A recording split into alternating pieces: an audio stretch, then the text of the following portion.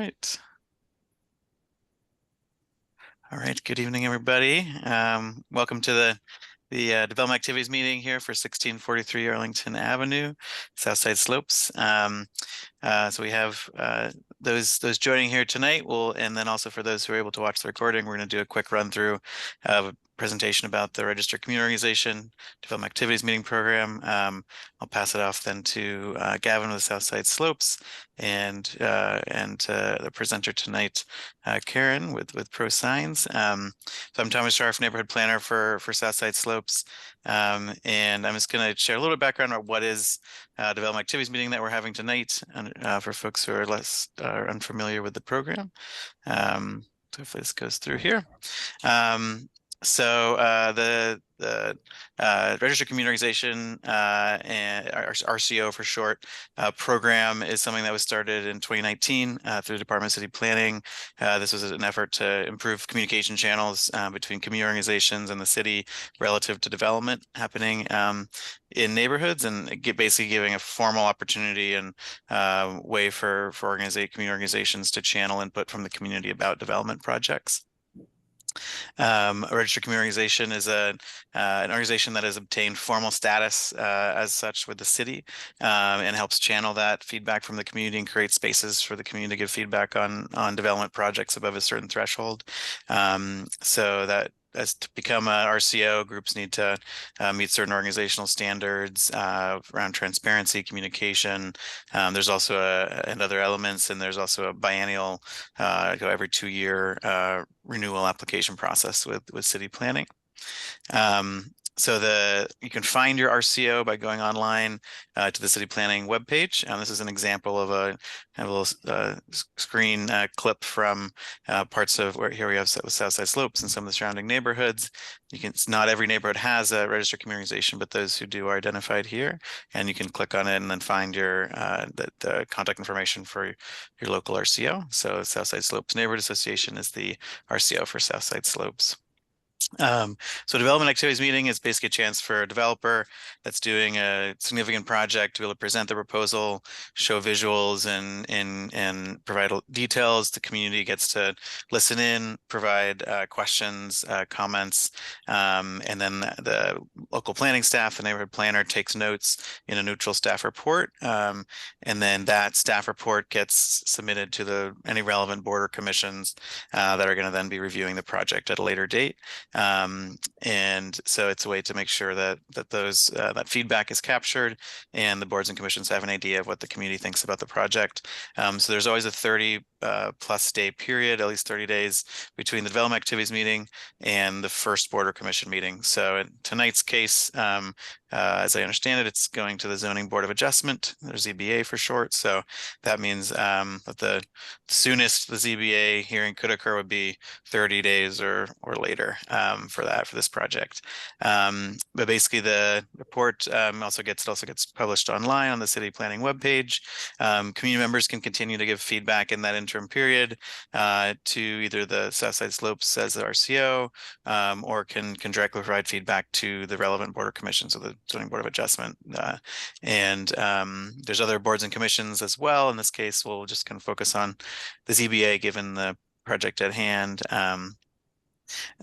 So what projects require a dam? Not every project necessarily happening in a neighborhood, but those that are above or hitting certain development thresholds and that are also going to a board or commission. So examples are if there's large enough, new structure, expanded structure, 4 more new residential units, if there's parking areas of 10 or more parking stalls, other larger projects, zoning map changes, also any projects that are going to Historic Review Commission or to the Public Art and Civic Design Commission. But also in this case, it's really about a use variance. So a request for a use that's not allowed in the code, and so requires a variance for that use from the Zoning Board of Adjustment. So you can learn more online about this at the DAM page for city planning shown here. Zoning Board of Adjustment, you can learn more online as well about that specifically. Those meetings occur, they're hearings that are on the first 3 Thursdays of the month. They're hosted on Zoom. They're also in a hybrid format in person, so you can kind of join either way by going in person to 412 Boulevard of the Allies in downtown Pittsburgh to the basement conference room. Typically is where those are held, watching just streaming on live YouTube, or yeah, joining by Zoom and then actually testifying either in person or on the Zoom, if you'd like to provide comment. And you can also provide written comment by emailing zoningboard@pittsburghpa.gov. So email testimony is accepted until the business day before the meeting at 12 p.m. Snail mail, if you get it into the 412 Boulevard of the Allies, Suite 201 address, list shown here, by 2 business days before the meeting, or you can go ahead and show up for testimony in person or by Zoom. And then there's protocols for how to get in line for that. Usually it's like raising your hand in the moment virtually or in person, and queuing up to speak. So this additional information on this can be found online at the web page for city planning. And then here are some links if folks that are interested in the other boards and commissions. But that's a quick overview. I'll pass it to Gavin to and share a little more about the Southside Slopes Neighborhood Association and tee us up for the presentation this evening by Karen. Thank you. Thank you, Thomas. Great introduction. I feel like you may have done that once or twice before, the way you were rattling that off.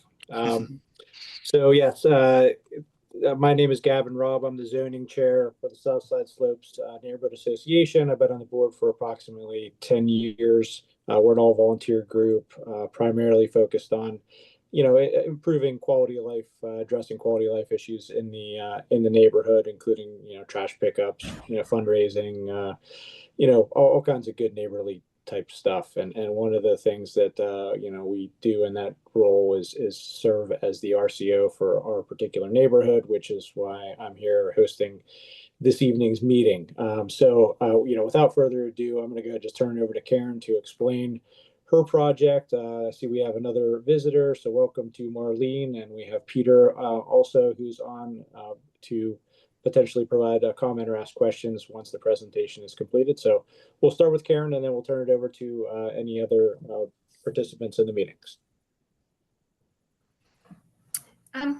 Okay, well, hello. Thank you so much for your time. My name is Karen Greenlee. I'm here for Pro Signs, and we have a project in Pittsburgh for a Sunoco property. So we are proposing to update the branding of their current signage on the property, and I submitted for a permit. So there's other signs that are on this project, but the one that was that came up that we would need some extra relief for was for the Pricer sign. So I am going to share my screen if that is okay with everyone. And yes, I did make you a co-host, Karen, so you should be able to do that. Okay, I just had to pick the right one. Can everyone see this? Yes. Okay, so this is the drawing set for our project, and this is the actual property, 1643 Arlington at 18th Street in Pittsburgh. And this page is what we would like to do to our Pricer sign. So we are not doing a major overhaul at this property. This is a branding update. So if you're familiar with Sunoco at all, you know that they have sort of a checkered flag sort of a motif, which is the NASCAR motif. That is their old branding. And all of the Sunoco sites are being updated to the new branding, which we're calling Centennial Image. It's just a little cleaner, a little more modern, a little less busy. There's less colors, and it's just a very slight refresh for all the signs that are here on the property.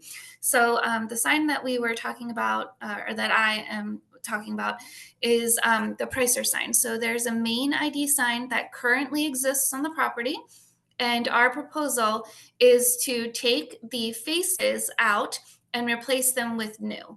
So if you can see the top here, right here, So that's the updated Sunoco diamond logo. So that's a new face, and it'll be a white face with the logo instead of the blue, which is the what exists.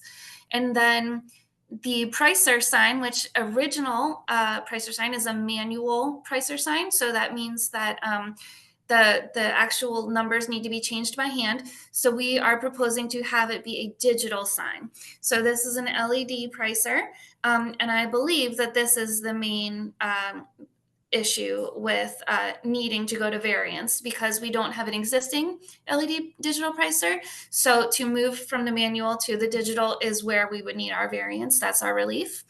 And then at the bottom here, where it says snack shop, so that's replacing it's very, very small, but it says official fuel of NASCAR at the bottom sign. And so now we're going to replace that with snack shop, which is the convenience store that's on site. So this sign exists, like I said. So we are going to be painting the poles and replacing the faces, but we're not going to be doing anything to the location, to the structure. Let's see.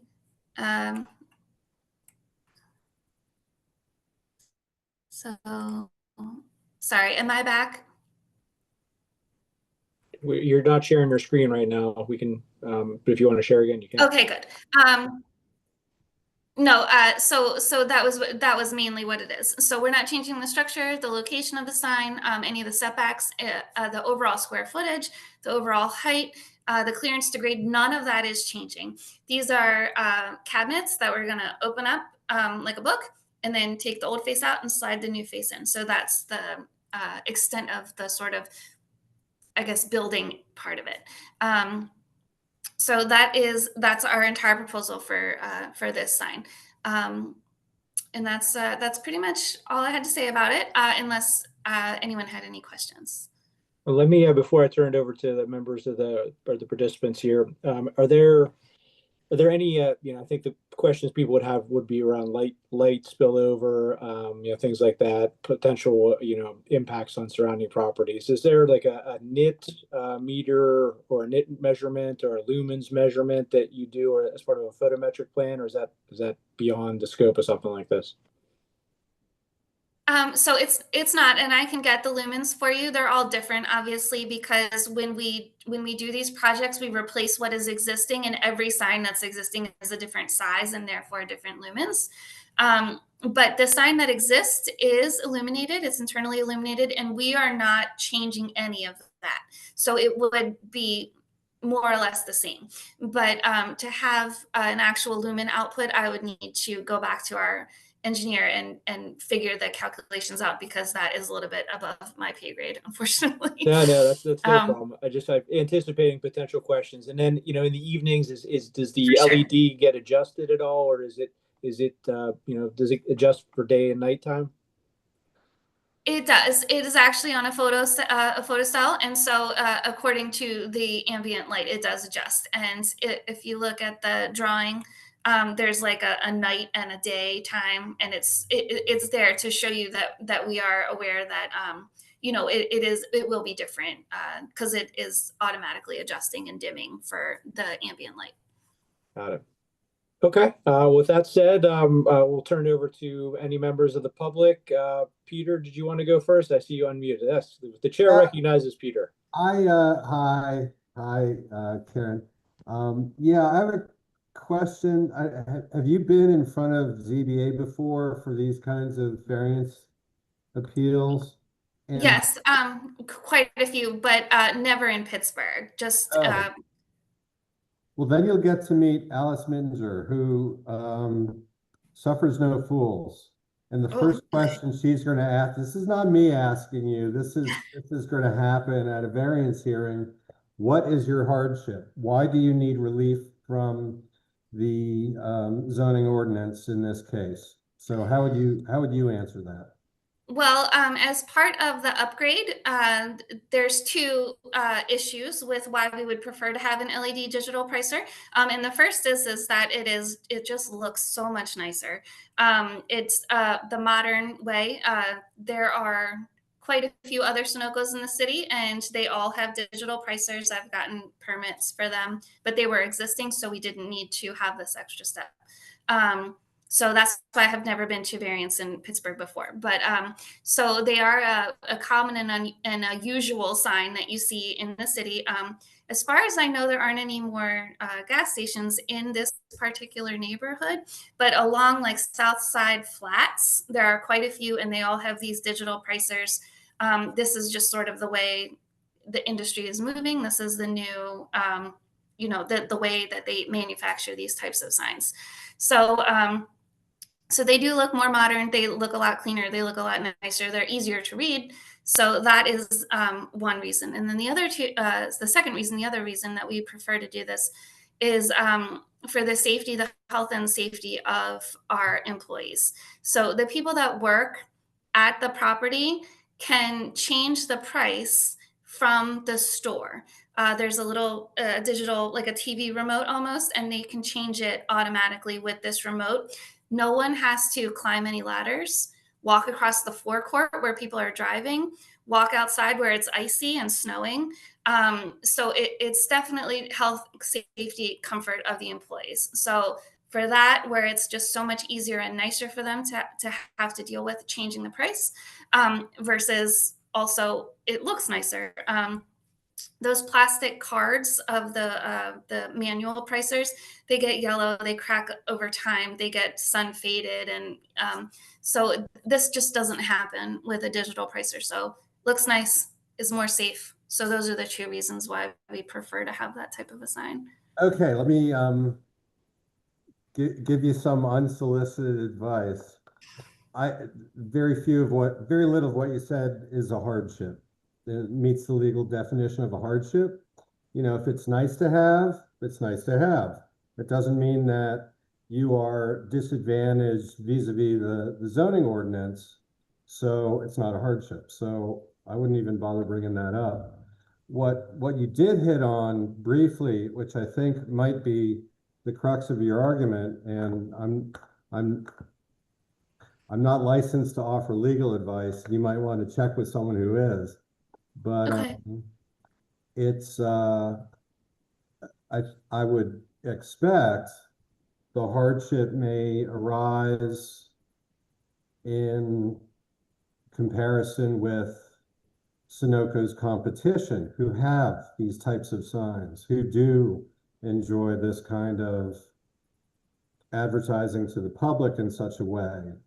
So you might want to bone up on your presentation to the ZBA if you want to get a variance for this. Okay. Because nice to look at, doesn't turn yellow, doesn't go flying off in the wind. None of those are hardships. So that's the only thing that ZBA is going to focus on is that. So while you were making your presentation, I pulled up Google Street View of some of the competitors to this gas station, and I don't know why. Maybe this is maybe the folks, the Southside Flats folks know, but the Amoco station on East Carson and the BP station on East Carson, those are all within city limits, so they same variant, same ordinance about digital signs, but there's only one price on there, one set of numbers for regular gas. So I don't know how this was approved in prior appeals before the ZBA, but why the folks on East Carson Street only have one number for regular gas and not the three sets of numbers that you were showing us. I don't know. That you might want to look into that and understand why it's that way. But other than that, I mean, I agree. It's, the way the ordinance is written is kind of, there was this big gaudy electronic sign that appeared downtown years ago, and everyone just like threw their hands up and said, "This is terrible. We don't want it." And the ordinance was written. And then every now and then you have variance appeals such as the one you're about to embark on, but you still have to prove a hardship. So I guess that's my biggest comment. Make sure you do so. Okay, thank you. Karen, I am licensed to provide legal advice, although I can't in this context. Ah. But Peter, Peter's points are good, that they will ask you pointed questions at the zoning board of adjustment. It would probably not be a bad idea for you to consult with an attorney. The concept of hardship is really related to something peculiar about the property itself, that would give rise to a variance, something about the shape, the topography, something, unusual about that property that the surrounding properties, that doesn't impact the surrounding properties. So it's not the sort of thing that has an easy definition to it, but the zoning board can ask some difficult questions. So obviously not telling you how to do your business. I'm not trying to spend you or your company's money for you, but probably not a bad idea if you have local legal counsel who's familiar with being in front of that board to at least get a consult with them before you do. Because even though it doesn't seem like a huge deal, and your reasons for wanting it are certainly understandable, it is technically a very high standard to meet, that hardship standard. As well as the other four variance standards that under Pennsylvania law. So, I think you go in with open eyes. Peter did a good job of kind of, I think explaining some of the hurdles and some of the questions you might get there. But, from a board standpoint, I didn't hear any objection from our board members. Obviously, we had, one other individual besides Peter who attended, who popped off without making any comments. So, I don't think you're going to hear, certainly you're not going to hear any objections from our organization, which, doesn't really get you to, if we were objecting and taking a position against it, it would potentially be problematic in front of the ZBA. We're not going to be doing that. So you just have your sort of regular legal standard and hurdles to overcome. Okay. Does this particular board take the hardship part of the variance, like, is that weighted more heavily than the other parts, the contribution to the neighborhood and that sort of thing? Yeah, you don't really even get to the variance until you establish the hardship, and then the variance sort of relates to how the issuing the variance will sort of address that hardship. That it's it's the least amount of relief. Yes, all that good stuff. Not detrimental to the health, safety, and welfare. But yes, the hardship is the first question you'll be asked, and it's probably the one that they'll focus the most on. Okay, well, that's good to know. Thank you. You're welcome. Peter, anything else from you? No, yeah, we've been up against this ordinance ourselves on some of our projects, and you just need to construct the argument in that language. So, good luck. Yes. Thank you so much. Yeah, no problem. Thomas, I think from our end, we're all finished. If you want to do a little city planner wrap up, I'm sure you got some little thing that you do. So I'll turn it back over to you. Thank you, Gavin. Thanks, Peter and Karen as well. I think basically appreciate this conversation, and I think for folks that are tuning in afterwards as well. Hope you can take a look online, the Zoning Board of Adjustment City Planning webpage to learn more, provide feedback. You can either testify directly at the Zoning Board of Adjustment if you have any opinions or comments on the project. You can provide written testimony to zoningboard@pittsburghpa.gov. You can also reach out to the Southside Slopes Neighborhood Association. I think what's being reviewed again is the use variance for an electronic sign in this location where the code doesn't currently allow it, and so that's kind of been I think captures a lot of the discussion tonight. So thank you everyone for your time and for the feedback, and with that I think we should be able to close here. Thank you all. Excellent. Thanks. Have a great night. Good luck to you, Karen. Thank you, everyone. Thank you so much. Have a good night. See you, Peter. Take care.